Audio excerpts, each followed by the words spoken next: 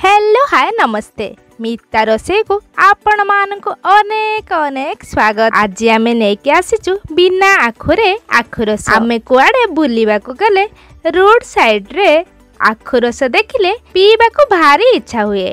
आमे आज सेमिति आखुरस घरे बनेबा। फास्ट मु 250 ग्राम रो गुड़ नहीं जाइछि। अधिका मीठा लगिले भल लगे हेले आपणक स्वाद अनुसार मीठार परिमाण कम बेसी करि परिबे। तासह मु नेछि किछि आइस आ पुदीना पत्र, तासह 2 फाळ लेंबू आउ 1 इंच अदा को मु छोट छोट पीस करि नै जाइछि। तासह नेछि 1 ग्लास पानी।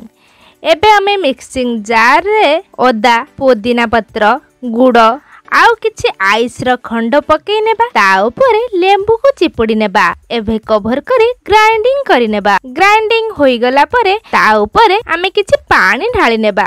गोटे स्ट्रेनर साहाय्य रे आमे सेई जूस को छांकी नेबा। सेथिरे जहा भी खदड़ा अंश थिबो सेई स्ट्रेनर रे रहि जिवो। एबे आमे गोटे ग्लास आनिबा आउ सेई ग्लास रे किछि आइस रो खंड को पकई नेबा आउ सेई जूस गुडी को ढाली नेबा।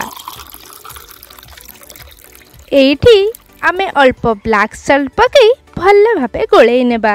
एबे देखंतु हमर रेडी होई गला रिफ्रेशिंग आखुरस। एही गरम को एमिति आखुरस बने आपण पी पारिबे। आपण को एही रेसिपी जदि भल लागि थाए ताहाले मो चैनल को लाइक, शेयर एंड सब्सक्राइब करिबा सह बेल आइकन को प्रेस कर देबे, जहा द्वारा कि मोर आसुथिबा नुवा नुवा वीडियो रो नोटिफिकेशन आपण आग पाई परिबे। पुणी देखाबो एक नुवा रेसिपी सहित। से पर्यंत रहिली नमस्कार।